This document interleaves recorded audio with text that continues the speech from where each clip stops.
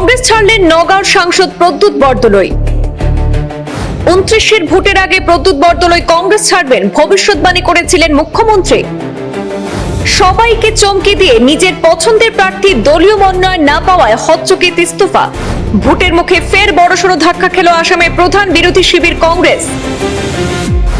আগামী বুধবারে বিজেপিতে যোগ দিতে পারেন কংগ্রেস থেকে সাংসদ প্রদ্যুৎ বরদলৈ। প্রার্থিত্ব কেন্দ্রিক সংঘাত থেকেই পদত্যাগ নওগাঁও সাংসদ প্রদ্যুৎ বরদলৈ। বরদলৈ পুত্র প্রতীক বরদলৈকে মার্গারিটায় প্রার্থী করেছিল কংগ্রেস। সেক্ষেত্রে ঘোর অনিশ্চয়তা সৃষ্টি হয়েছে। ভূপেন বরার পদত্যাগে আহত হয়েছিলেন প্রদেশ কংগ্রেস সভাপতি গৌরব গগৈ। এবার সিনিয়র সহকর্মীকে হাতছাড়া করে আরেকবার আহত।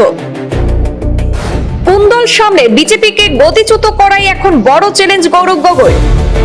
প্রদ্যুৎ বরদলৈর পদত্যাগ ইস্যুতে প্রতিক্রিয়া মুখ্যমন্ত্রীর। বিজেপিতে যোগদানের আহ্বান। বিজেপিতে যোগ দিলে ভূপেন বরার মতো একটি আসন উপহার দেওয়ার ঘোষণা করলেন মুখ্যমন্ত্রী। নওগাঁও লাহোরিঘাট সমষ্টির প্রার্থিত্ব কেন্দ্রিক মতানৈক্য থেকেই দল ত্যাগের সিদ্ধান্ত প্রদ্যুৎ বরদলৈ। রাজনৈতিক একটি সূত্রের দাবি মতে আগামীকাল বুধবার বিজেপিতে যোগদান করতে পারেন নওগাঁর কংগ্রেস থেকে সাংসদ প্রদ্যুৎ বরদলৈ। প্রার্থিত্ব কেন্দ্রিক সংঘাতের জের ধরে দলের সর্বভারতীয় সভাপতি মল্লিকার্জুন খার্গের উদ্দেশ্যে দলের সমস্ত গুরুত্বপূর্ণ দায়িত্ব সহ প্রাথমিক সদস্য পদ থেকেও পদত্যাগ করেছেন নওগাঁর সাংসদ প্রদ্যুৎ বরদলৈ। প্রদ্যুৎ পুত্র প্রতীক বরদলৈকে ইতিমধ্যে মার্গারিটায় প্রার্থী করেছে কংগ্রেস। সেখানে কংগ্রেসের প্রার্থিত্বে সৃষ্টি হয়েছে অনিশ্চয়তার।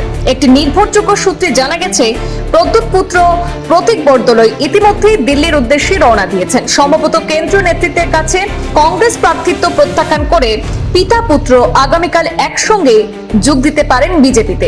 প্রদ্যুৎ বরদলৈর পদত্যাগ বিতর্কের মধ্যেই সামনে এলো কংগ্রেসের আরেক হতাশাজনক খবর। শীঘ্রই কংগ্রেস ত্যাগ করে অগপতে ভিড়বেন সিটিং বিধায়ক জাকির হোসেন শিকদারও। কংগ্রেস প্রার্থিত্ব ত্যাগ করে অগপর প্রার্থিত্বে নির্বাচনে লড়তে পারেন বিধায়ক জাকির হোসেন শিকদার। প্রসঙ্গত, বিগত পক্ষকাল আগে মুখ্যমন্ত্রী ডক্টর হিমন্ত বিশ্ব শর্মা ভবিষ্যৎবাণী করে বলেছিলেন 29 ভোটের আগে সাংসদ প্রদ্যুৎ বরদলৈ কংগ্রেস ছাড়বেন। কিন্তু আজ দেখা গেল 3 বছর আগে সবাইকে চমকে দিয়ে প্রার্থিত্ব কেন্দ্রিক মতানৈক্যের জের ধরে কংগ্রেস ত্যাগ করেছেন প্রদ্যুৎ বরদলৈ। কংগ্রেসের সিটিং সাংসদ সদস্যের পদত্যাগের পরে প্রতিক্রিয়া ব্যক্ত করে সুযোগ বুঝে বিরোধী শিবিরকে কোপ মারতে কার্পণ্য করেননি মুখ্যমন্ত্রী। তিনি বলেন, কংগ্রেসের বর্তমান যে অবস্থা, প্রদ্যুৎ বরদলৈ আর কংগ্রেসে থাকার প্রয়োজন নেই। তিনি নিশ্চিতভাবে বিজেপিতে যোগদান করা উচিত।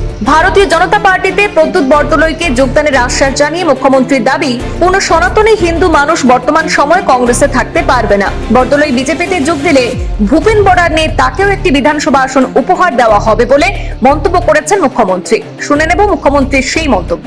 মোৰ যোগাযোগ হোৱা নাই, কিন্তু মই বিশ্বাস কৰো যে প্ৰদ্যুৎ বৰদলৈ ডাঙৰীয়াই এতিয়া আৰু কংগ্ৰেছত থকাৰ প্ৰয়োজনীয়তা নাই।